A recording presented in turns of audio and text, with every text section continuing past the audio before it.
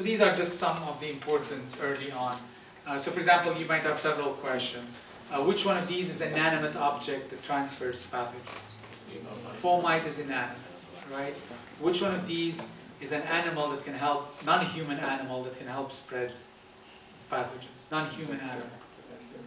Vector, right? We talked about biological. So here you might want to also differentiate between a biological vector and a mechanical. There are quizzes on these two new chapters, and certainly this chapter, those quizzes that I have posted, there's hardly any other permutation I can give. I mean, I can mix two of them, but these are the ones that you're going to be tested on. There's not going to be any problems, really. What's a vehicle? A vehicle is any agent that can harbor and transmit pathogens, right? What's a carrier? It's a human that can harbor and transmit pathogens, but without having the disease himself or herself. What's a reservoir? What are examples? Air, not air actually, water and soil. So true or false, all fomites are vehicles, but not all vehicles are fomites. All fomites are vehicles, but not the other way around. True. True, right? A fomite is a vehicle, but not every vehicle is a fomite. What are examples? Food, water, these are not fomites. Then we go into virulence, I think. That equation also, was a clicker question, that's a point right there. Or could very well be a point. I can't guarantee that, but I'm pretty sure it is. What was it? That equation. Oh. So, also, there are several virulence factors. Please know them. Know these organisms, because you will get diseases, questions about disease. So, for example, what diseases can strep pyogenes causes? I mentioned that, maybe not in the PowerPoint, but certainly in class. What are strep pyogenes diseases? Strep throat, necrotizing fasciitis, scarlet fever. What is the major virulence factor in strep pyogenes? It's the M protein, which is used to attach to phagocytose. True or false? Histoplasma is a bacterium. Histoplasma. When histoplasma was discussed mainly in the last chapter. It's a fungus. How did I discuss it? It's the one that causes Spelunker's disease, where the spores are aerosolized. It's also the one that gets to be resistant inside phagosomes. So they can be phagocytosed but are resistant to degradation. So which organisms did we discuss that produce keratinases? Remember, what do you expect keratinase to do? Break down keratin. Where is keratin found? Skin, hair, and nails. What are the organisms that invade these areas? Starts with a D. Dermatophytes? Dermatophytes, exactly, the dermatophytes. Fungi that produce keratinase. What is coagulase? Clots blood. What is fibrinolysin? Well, that's actually what coagulates. Fibrinolysin is the opposite. It breaks down the clot. Okay.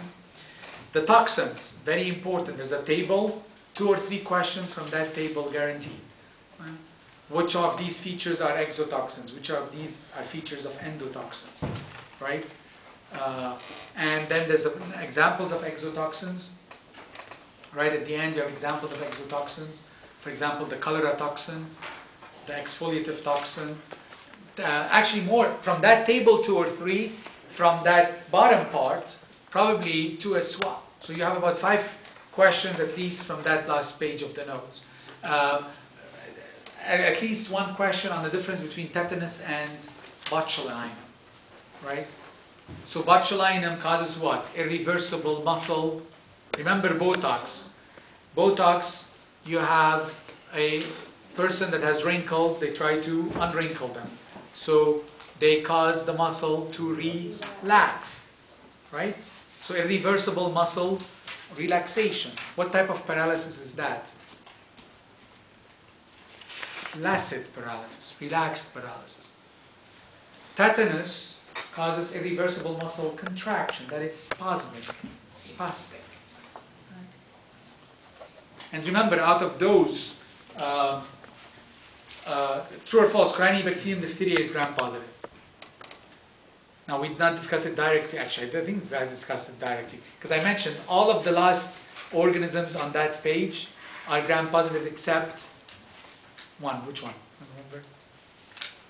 So Corynebacterium is gram-positive. Strep is gram-positive. Staph is gram-positive. Vibrio, gram-negative. So I'll finish with this question. Vibrio cholera, true or false? Vibrio cholera produces both an endotoxin and an exotoxin. True or false? True. Because it's gram-negative, automatically endotoxin, and it also produces the exotoxin, which is the one that leads to electrolyte loss. What I would do, after you study it, especially for the last material, the new material I should say, after you study the material, take those 2 quizzes. There's a total of about 90 questions. Actually, 90 questions on those 2 final practice quizzes. And there's a good chance that about half of them will show up one way or the other. Because again, it's not problem-based where I can change the given and then let me actually finish with this one. I just remembered another type of question, which has to do with infectious dose, etc. So